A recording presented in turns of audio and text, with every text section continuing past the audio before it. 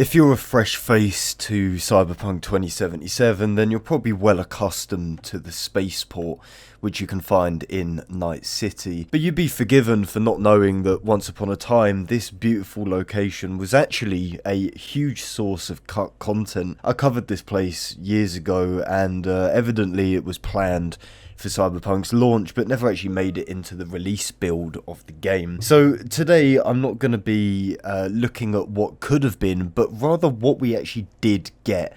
And I suppose as well, particularly some of these extra terminals which you can look at but you can't access. And also look, I love how the bus drives around here as well. That's so fucking cool, because this thing again was only seen in one of the endings of the main game, so to see this now doing little laps around the spaceport is pretty cool. So anyway, let's get into it. Here is a loading terminal or some kind of waiting area for NPCs to get into a hidden part of the spaceport, which you can't access normally. A lot of these places have locked doors, which looks like you should have been able to go inside of them. And I'm not going to sit here and, you know, do the classic Sir MZK cut content, you know, claiming goddamn heresy. So this is the opposite side of one of these unused terminals. You can see that there isn't really a lot going on here, but there are, of course, a little set of stairs which, they entice you, but they don't actually go anywhere. You know, all of these places are very much implemented in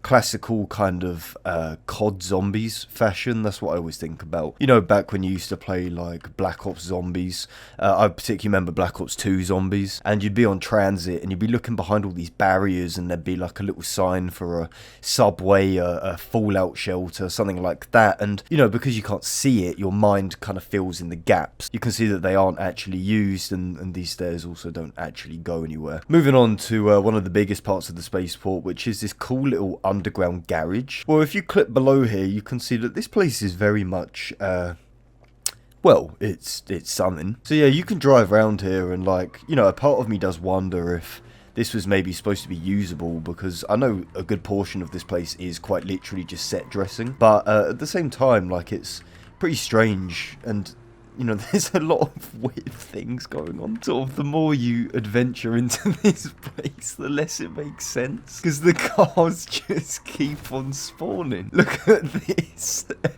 Every fucking lap there's another set of cars. Look. Oh, look at the bot. Alright, so this is Terminal B. This is where you can actually get into. I've never seen a child run in this game. It's pretty weird. And I think this place looks really cool. Definitely one of my favourite introductions to Cyberpunk is environments like this. You can see that behind some of these locked doors, there's actually not really a lot going on. There isn't a great amount of, you know, hidden things behind these locked doors. There's not some kind of like hidden storefronts, what have you, but this place is pretty fucking big. Even inside some of these little offices, you have nice little details. If you really wanted to, you could roleplay as some kind of customs guy, some kind of security guy, I suppose. But outside of that, obviously we have a lot of areas which are seen in the Phantom Liberty story. There is a little bit behind this grate here, which is kind of cool. I wonder what that's about. So because this place is absolutely littered with death barriers, it's pretty hard to actually show you what's going on without kind of exploding into 1,000 pieces. This place is really goddamn big, but I don't think a lot of it is actually used for gameplay purposes. This place, compared to how it used to be in the base game, it's like night and day difference. There is a great amount of additional stuff happening here,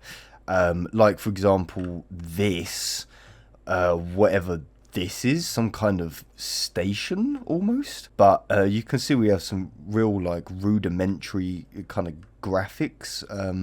This looks like the interior of a rocket, so I don't really know what's going on with this place, but that's kind of cool to look at. Station number 3 is over here, and according to my calculations, this is not a part of the observable map, and is very much what you would expect pretty much from the last set of stations. Even if you were to clip inside some of these rocket launch pads, they're actually really goddamn detailed. I do wonder if maybe a little bit more was expected for this area, hence why a lot of it's incredibly detailed. And I don't know, maybe this was supposed to be accessible through free roam or something. I'm not entirely sure. This is one of the little launch ramps for one of the rockets.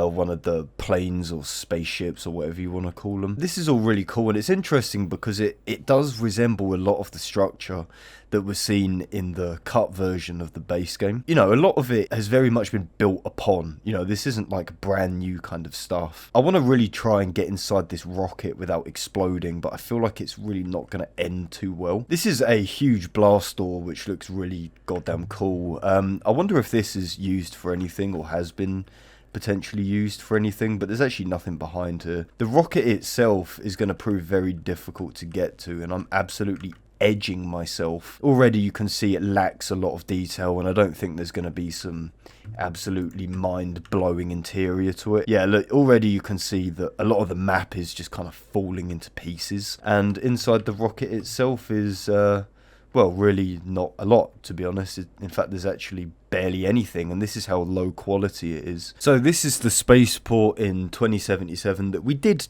eventually get. I hope this was interesting to see it from a different perspective. Guys, if you enjoyed this video, please do consider subscribing to the channel. Thank you so much, and as always, I'll catch you lot in a bit.